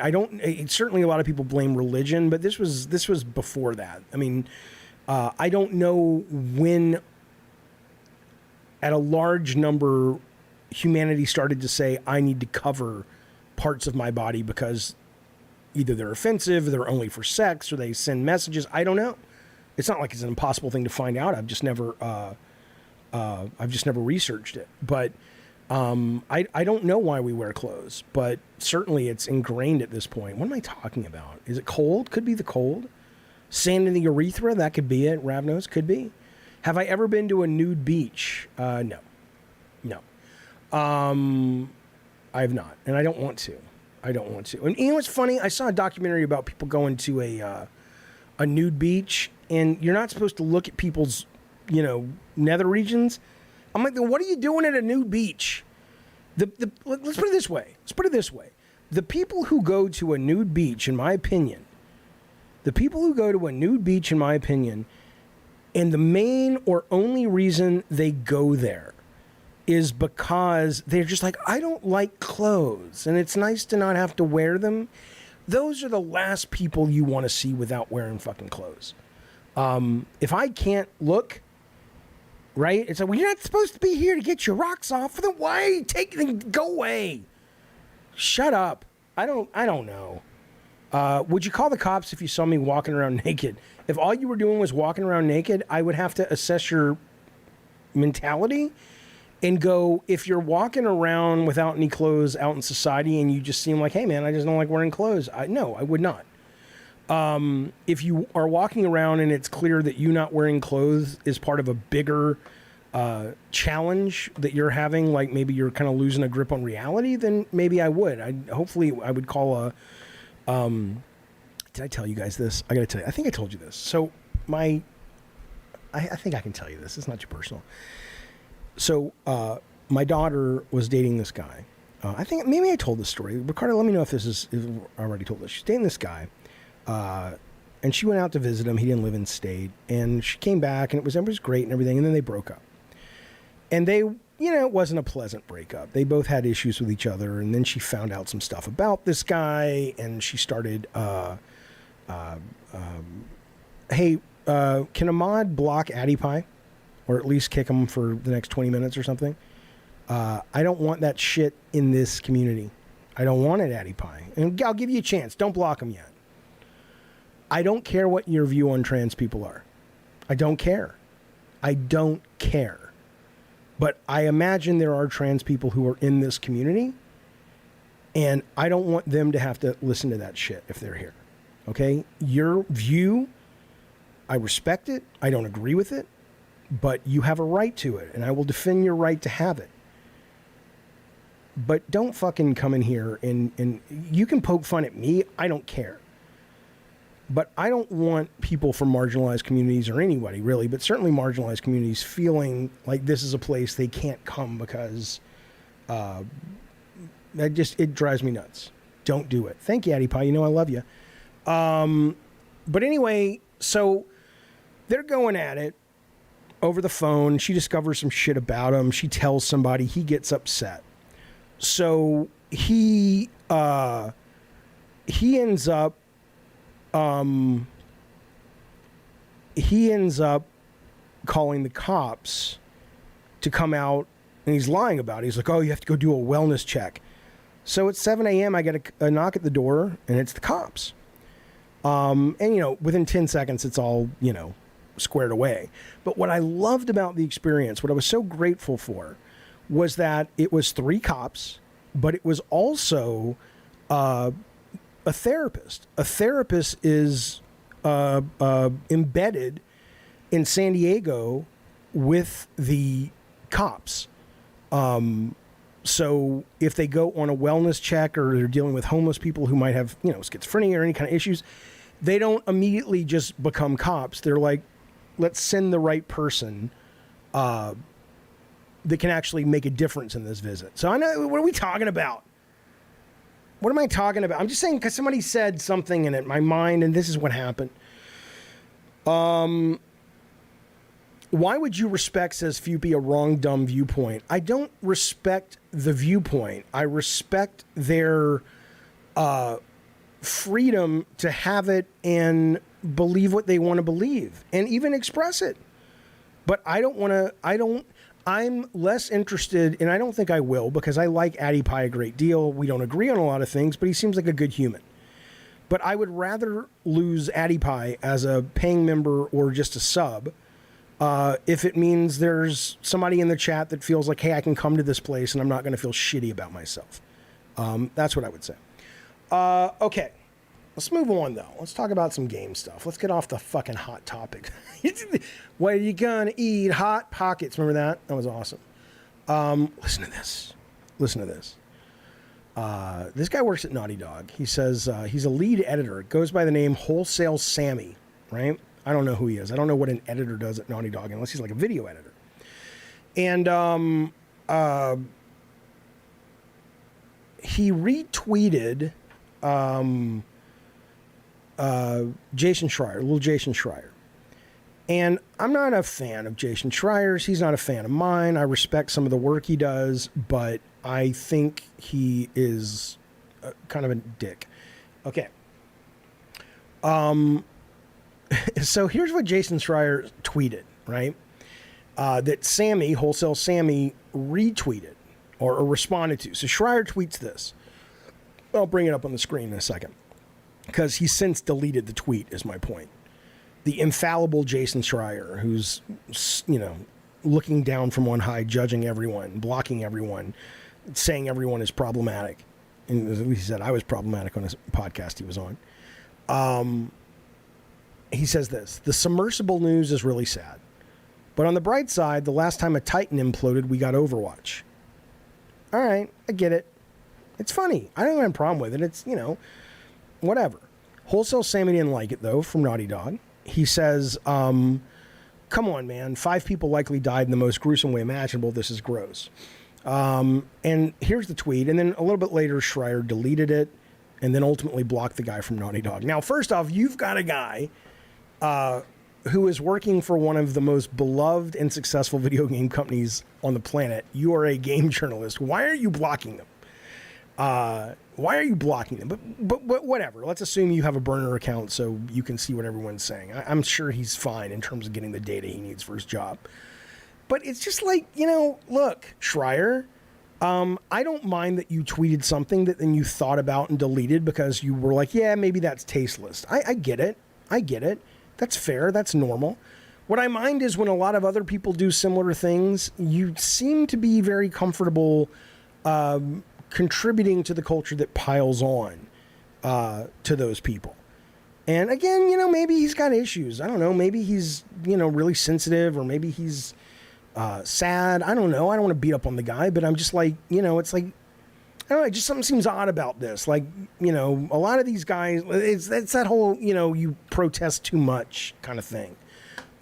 It's like a lot of these guys and girls who are out there talking about how virtuous they are tend to be just like a lot of the GOP talking about how much they don't like LGBT stuff, and they end up being the ones that are actually doing that stuff behind closed doors because they're ashamed. A lot of this stuff, they end up kind of stepping in the whole shit they've been spending all this time complaining about. Anyway, I just wanted to point that out because it makes me happy that Schreier got caught being, distasteful like the rest of us. That's all I'll say. Okay. Hang on. Do I want to show you that? Yeah. Yeah, I'll show it to you. I don't have context for this. I tweeted this earlier, but it bears retweeting or bears discussing. Because this guy, assuming the context is not bad, like he's not some kind of KKK member, I don't know who he is. This guy is officially the coolest motherfucker on the planet. Okay? Here you go. Look at this guy. So he had somebody took his truck on a tow truck. I guess it was repossessed. I don't fucking know. His buddy raced him out to the freeway to chase the tow truck. If you're not watching, this is what's happening literally on the video. And his buddy rolls down the window, and the guy literally gets out of his friend's car, climbs onto the tow truck's platform, and then now he's going to the back of the truck. He's unhooking it, and then he gets in the car and he drives it away. I mean, what? And I don't know if he just busted up his car because he came down off that ramp pretty hard, but his car's totally smoking now, so it may have destroyed his fucking car. But I mean, what is the story behind this guy, man? But it's pretty cool. Unless he's like a bad human, that's pretty fucking cool. Yeah, he's a real man. Yeah, maybe unless okay, you got to have some context though. Right? He's a real man unless the reason he is getting the car repossessed is he wasn't making the payments on it, because he was, and he wasn't making child support payments. And so the court said, hey, take his shit. We're going to sell it to pay for his kid he's ignoring. There's all kinds of reasons he could be a piece of shit. But just watching it, it's pretty fucking good. It's pretty fucking good. I dig it. I dig it a lot. I'm impressed. Ricardo, get this guy on the show. I want to talk about this guy. Yeah, Skunk says he's KKK. That's right. Yeah, then I would be like, go fuck yourself. No, Bacon Magma, I don't. I'm going to read that shit. The car was busted, says G maybe, before he did that. I don't know that. How do you know that? But yeah, it's very Fast and the Furious. I consider myself quite the fan of what the fella is doing. Let's look at some of the FTC stuff. It's all over. Destin from IGN has been compiling a lot of it, doing a really good job. I'm not going to get into the weeds. Are you going to work? All right, buddy. Be safe. I love you. I'm not going to get into the weeds on it because people are sick of it and I'm sick of it, but I do want to at least speak to some of the choice bits from the FTC conversation. But first, I'm going to take a quick 10-second meditation break. Just going to settle. Hang on.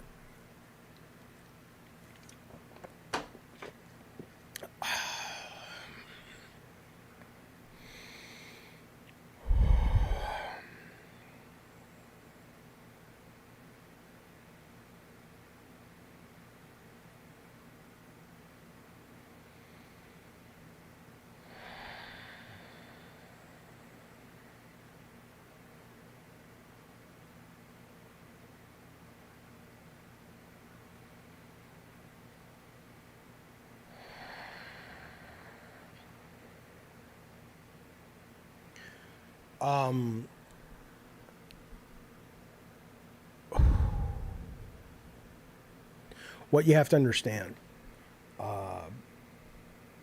meditation will allow you to see the play that you're living in, just so you know. Just so you know. All right, I talked to Destin on his show. Really nice guy. I liked him. You guys don't seem to like him all that much, but I dig him. He was a friendly guy to me, and I appreciated talking to him. I don't know what this meant. The judge has had enough of the FTC's nonsense, it sounds like. But before that, he was saying, like, they don't seem to know. The FTC said to Phil Spencer, I see here the Switch sells very well compared to you. It's like, yeah,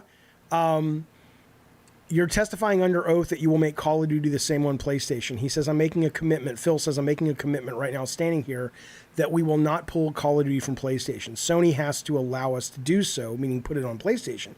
But my testimony is that we will continue to ship Call of Duty on the PlayStation platform, the PlayStation 5 platform. Again, we talked about this. Spencer made it sound like having Indiana Jones as an Xbox exclusive is important to compete with games like Spider-Man. Agree. I agree with that. More on the Starfield story, basically saying this was discussed by an ex-Game Informer guy, Imran Khan, back in 2020. Said Sony's been negotiating timed exclusivity on Starfield. That obviously turned out to not be a false rumor. That was true. And Phil Spencer confirmed that Starfield was almost a PS5 exclusive. I'm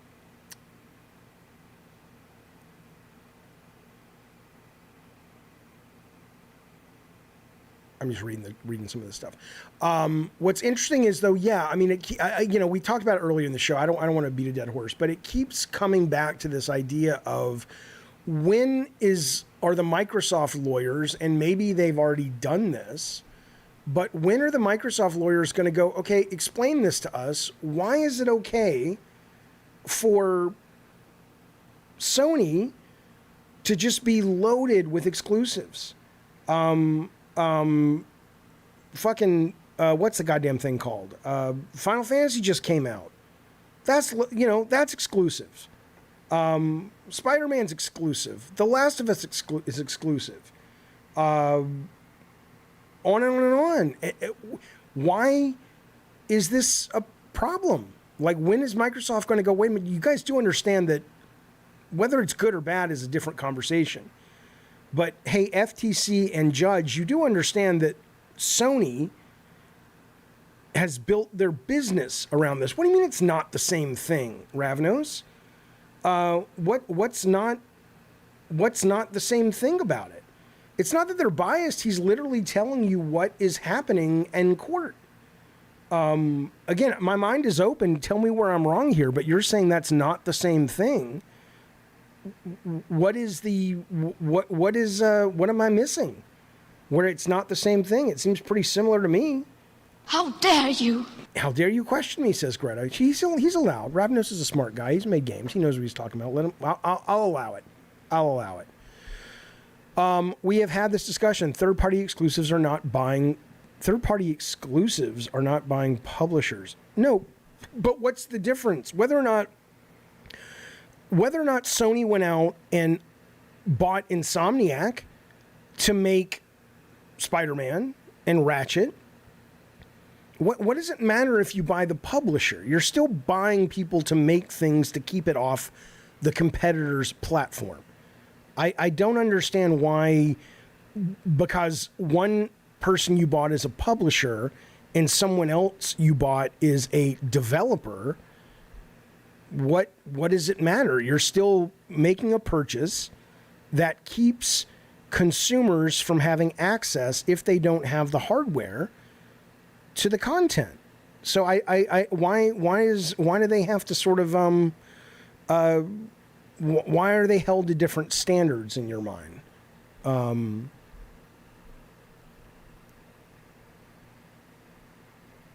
I'm waiting. I know there's a delay, so let me know.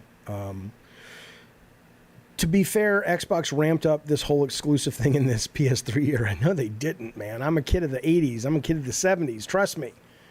You think I could play advanced D&D on the Atari 2600? You think I could play Smurfs Adventure on anything other than the ColecoVision? You think I could play Hard Hat Mac on anything other than the Apple II? I wanted to play Mario so bad on my Sega Master System. Oh, well, trust me, Xbox was not the inventor of the exclusive things in the PS3 era. This is business. It's every business. Ricardo says, gentlemen and ladies, if you can give us a like, we would really appreciate it. I would, anyway. I'd appreciate it. I don't want to have to ask for it. Not because I have an ego, but because the content should be so good that you're compelled to click it without being reminded. But yeah, fuck it. If you need to be reminded, click it. We could use it. Ravno says, here's the difference. The difference is if you have a $2.6 trillion company who can remove multi-platform games from your competition, that will result in anti-competitive behavior. What? The difference is if you have okay, so what you're saying is a company is allowed to pull content from consumers for business reasons as long as the business that's doing it doesn't have a whole shit ton of money. So however Sony was able to negotiate exclusivity with Spider-Man, or however they were able to negotiate exclusivity with Final Fantasy VII Reborn, at least timed exclusivity, but I doubt it'll ever be on anything else, or on and on and on, that somehow is okay. It's the fact, though, that Microsoft just has money that makes it a problem. Jaffe, that's what the redirect produced today. Phil pointed out how exclusives are part of the industry. Not a great day for the FTC, says East West, as the judge even told the FTC lawyer to stop asking. Really, I didn't know that. To stop asking Sony Pro questions. Wow. Think about that then. I didn't watch it, but I'll take you on your word. I have no reason not to, East West. Think about that. If you can get before a judge and you are a very powerful governing body of the United States of America, and you can go all the way up to a judge and block a multi-billion-dollar merger, and you don't have a fucking clue to question the narrative of the people who are financially opposed to the merger, how did you get that job? How the fuck did you get that fucking job? I don't know.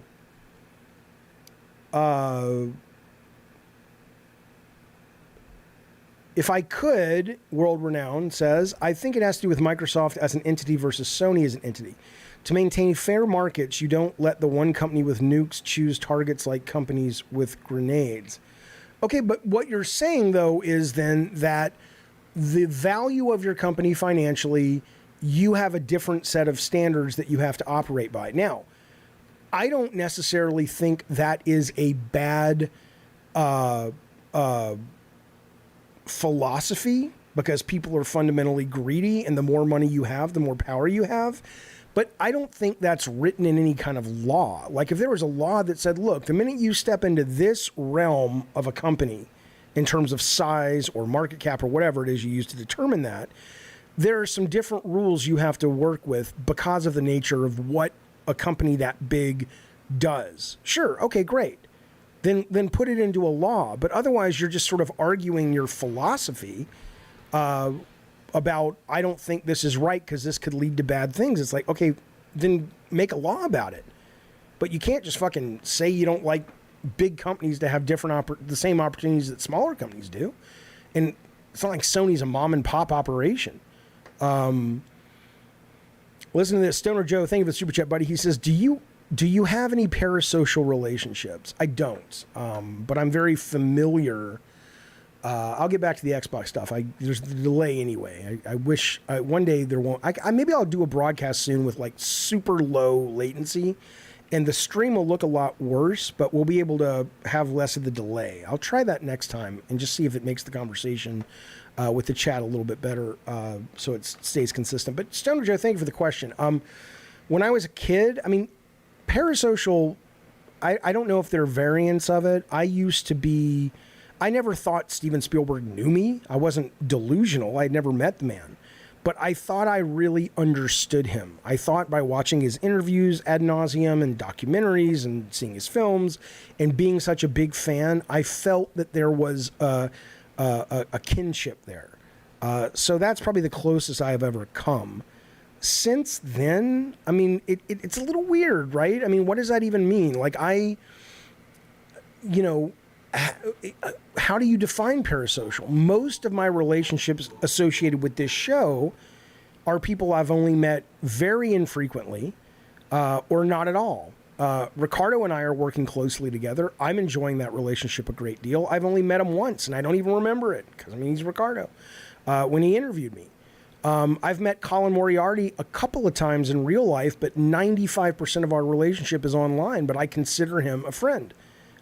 So if you're saying somebody who I've never met, do I have a relationship where I feel I really know them?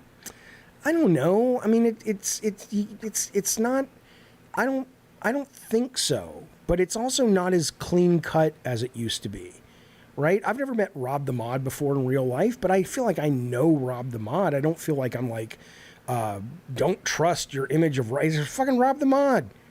I just happen to know him, through zeros and ones versus, molecules and shit.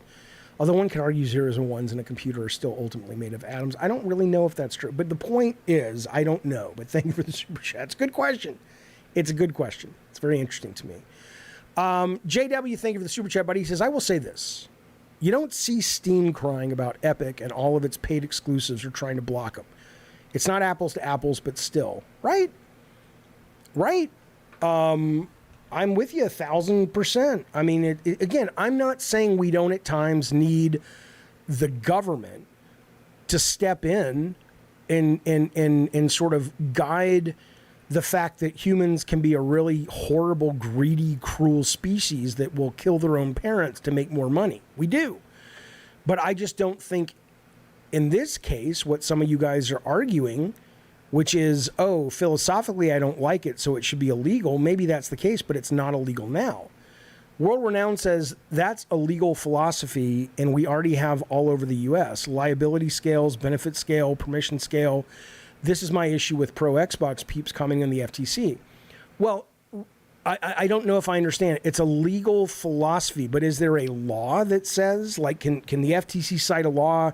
Like, if the FTC could cite a law and say, hey, there's this law from, 1924 that lives in sort of monopoly law or whatever it is, that says, hey, if your company makes X% more than the average company in America and you fall into that zone, these 8 regulations now apply to you. And the minute you file your reporting for the next quarter, if you drop out, those 8 regulations go away or whatever. But if they can't point to that, then is Xbox just following the rules and doing business like Sony is? This is my question. Thank you for the super chat, buddy. I appreciate it.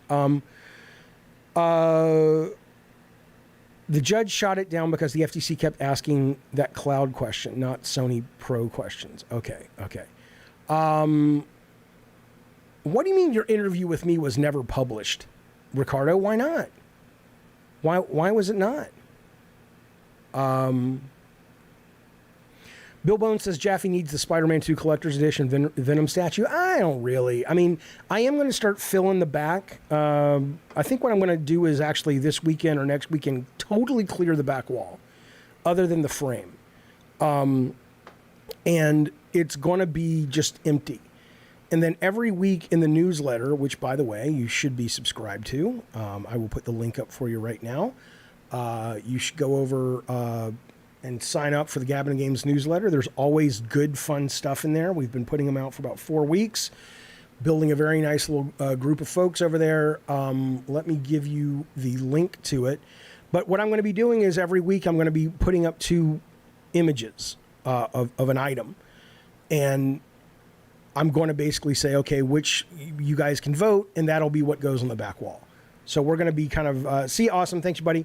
So we're going to be building that back wall set as pals do together, okay? So go on over, sign up.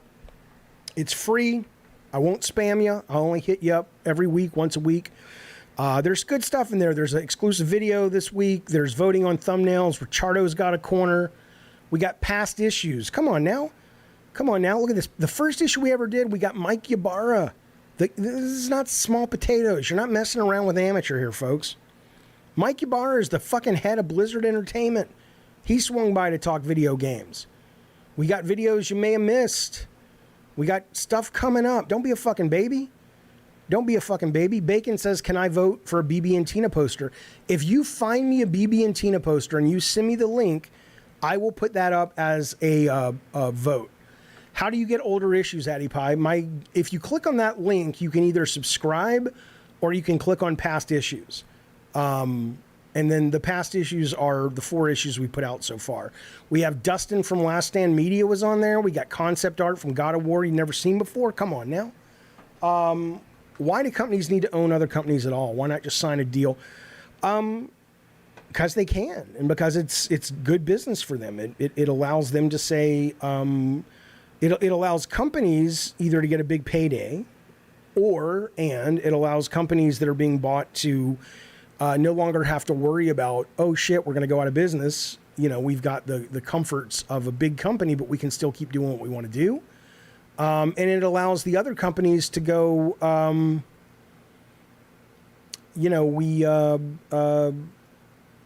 we can lock down exclusives, we can control content. It's capitalism, right? And I say my piece with love to Jaffe, no hate, only love. I see. There are laws on the book, says World Renown, that, for example, put more responsibility on Walmart versus Aldi. And another example of complete legal misunderstanding is the FTC and its power is the proof. I don't understand that part of your comment. What I'm asking you, though, is if there is a law currently on the books already, World Renown, that would make this a slam dunk, why isn't it slam dunking? Like, if they're like, well, guys, you can't do that. It's illegal. Oh, okay, sorry. We can't do that. They probably wouldn't have even tried to acquire it. But where is the law that they're breaking? That's what I'm curious about, if you would. Okay. Hey, Stoner Joe, thank you for the super chat, buddy. He says, whose idea was it to do the behind the scenes making a video as extra features in God of War PS2? It's why I wanted to make games and learn of you. Ain't that something? Well, it was my idea, but it really, I grew up with that shit, man. I grew up with all those documentaries about Spielberg, like I was talking about earlier. But then when God of War 1 was out and was coming out around 2005, but we were making that content for the first God of War 2003, 2004. It was really the heyday of DVDs. And I remember one of my bonus checks I got from Sony after I paid my student loans off. I went to this, I forget the name of the store. I don't think it was Tower Records, but it was a really massive store in San Mateo, California that had a huge DVD section. And I just went fucking nuts. I didn't give a fuck because I had a lot of money from that bonus check. I mean, it wasn't like I was a millionaire, but it was a lot of money that I could just go in and not give a shit about paying the credit card bill at the end of the month, which I have to actually do today. I have to pay my credit card bill. And I was just in love with them, not because they were movies and I loved movies, but because all the behind the scenes features and shit. And so that's where it came from. It came from, wanting to do for movies what they did for video games was the idea. Okay, listen, fellas. Listen, fellas. For the moment, that's Gabbin&Games. That's Gabbin&Games for Friday. We'll be back on Monday around 2:30, as always. But I want to let you know 2 things. Tonight, whatever. It's 5 o'clock here in California, so it's probably tonight for you. Why is that not coming up? Hang on. In the next hour, I'm going to be playing about an hour to two of Call of Duty Season 4. I'll play Warzone or DMZ, but I want to play mostly Modern Warfare because I want to record it so I can edit it into the video I'm making about my time with this esports coach that I think is really, really interesting. Hopefully you will as well. So if you are a member and you want to play with us tonight, I will be tweeting out and putting in the Discord all the information about when we're going to go live and how to get in there. And it should be, why is that not coming up? It's, oh, fuck you, motherfucker. So that'll be in about an hour if you want to play. Also, Sunday, I'm trying to get the time locked down. I'm hoping Spaz is available. Let me see if anybody has written the sign up yet. So we have this play test for Trick Shot for Brett Moore and Spaz, hopefully, and Gravity and Bookster. I'd love to have you guys involved. Anybody else that's interested that has a PC who wants to be involved, hit me up. We're trying to figure out the time on Sunday to help this developer called Meddling Kids do some tuning on the game that they I screamed it yesterday called Trick Shot. So. But that's it for today. Let me read this real fast, though. I want to read this real fast. This is from World Renown. He says, I'm getting the confusion. He says, the slam dunk is the court trial itself. This is one of the many ways we put more responsibility on entities. What the courts decide will be legal. Well, this, today, my understanding is this is just a judge deciding whether or not to allow the FTC to continue to block the actual case from going to trial. But the trial is, correct me if I'm wrong here, Microsoft saying we don't agree with the FTC's decision and we are going to take that to court and have that, hopefully, in their case, overruled. Which means unless, and what I have not heard, and maybe you have, World Renown, if the FTC has been saying, look, man, you're running afoul of these two laws, you know, law number 6.483 section B and this other law over here. And I get then the argument is, no, you're interpreting the law wrong. That's the fight. But I haven't heard the FTC saying that. They're just saying, we think this is bad because we think it'll take choice away from consumers. And I get that. I get that that's their right to have an opinion and right to say, we don't want that to happen. But when you're starting to talk about laws, can you cite, or can they cite, more importantly, the law that the FTC says Microsoft, by doing this, will be breaking? That's why I'm confused. But we don't have to get into it. I mean, I don't know. If you know, hit me up on Discord or hit me up on the next chat. I'd love to know that because I haven't been following it clearly as closely as you have. But I'd love to know if there's an actual sort of legal grounds for this, or if it's more just, you know, we don't like it and that's enough for us to not have to like it.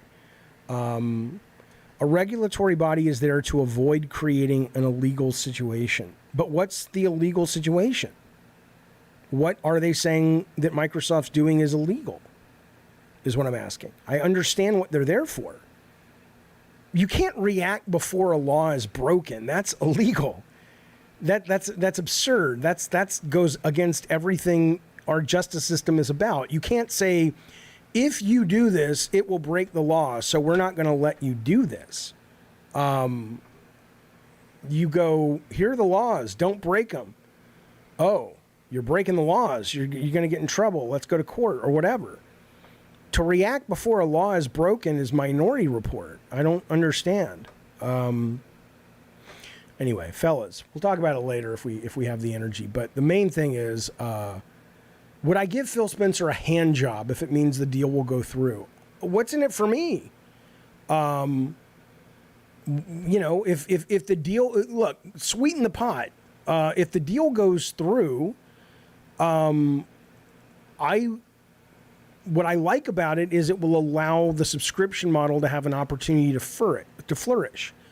But give me something, sweeten it up, and I'll give you an answer. Like if you say, would I give him a hand job and the deal goes through, and he guarantees for the next, not that he would want one or I would want to give him one, but he would guarantee for the next 10 years that they make 5 games for Game Pass exclusive only that are under $10 million each, and they allow really creative but commercial visions, and I could choose what the games are.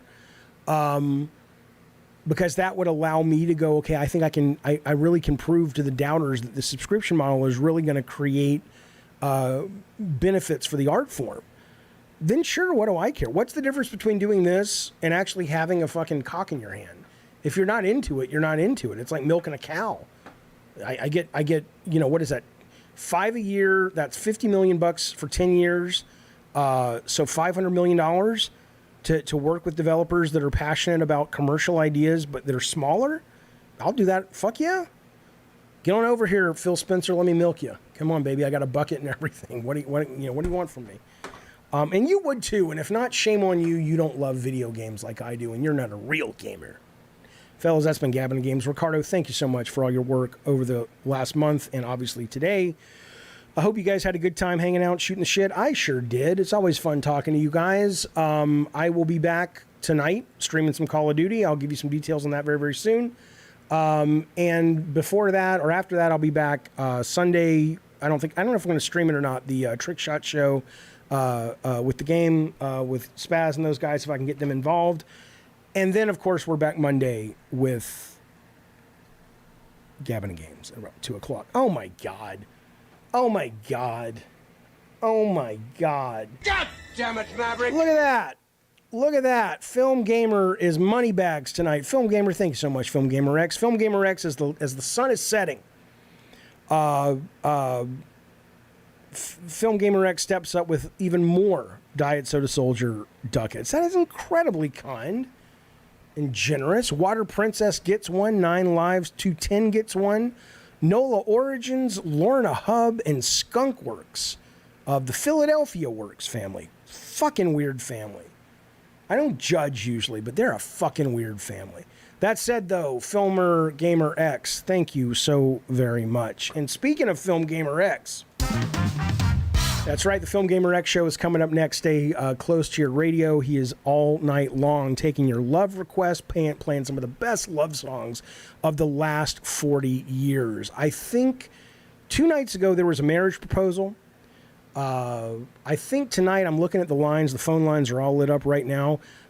Coming up, I think he's going to be talking to, it looks like he's talking to a little person who is in love with a can of Tab soda from the 1970s. I don't know how that's going to play out, but he's a goddamn genius, and I certainly appreciate it. JW Conglomerate has also stepped up and said, I'm giving myself a gift membership to Necrophagic.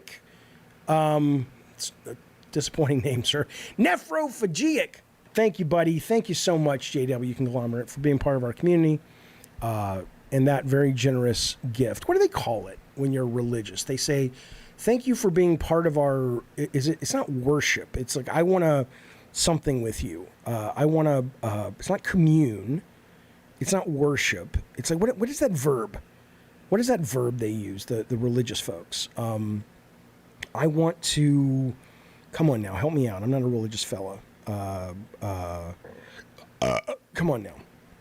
I want to, come on, what is it? Help me. Barlog should be invited on the show. Barlog is always invited on the show. But, Sony's not going to let those guys come on. Come on now. I talk to some of those guys all the fucking time. Not Corey, but some of the people who work over there. No goddamn way they'll let him on. Maybe when he leaves, hopefully. It's not consummate. It's, I don't know, but it's like fellowship or worship or whatever. The point is, JW Conglomerate, thank you. You were going to hell, but now you're not. Ricardo's been a member for 23 months. Thanks, buddy. He says, thank you, fellas, for the support. Ricardo, thank you for producing this goddamn train wreck of a show. I appreciate it. All right. It's not touch you, although I understand why you would think that. Be well, everybody. Have a great weekend. See you soon.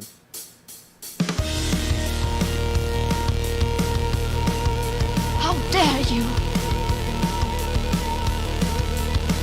You shut your goddamn whore mouth. I wish my fucking foot would go right through your skull. I can't help but be racist. It's true. Go suck a big fucking dick. He's normal, man. Just innocent, man. That's a huge bitch. You're a fucking moron.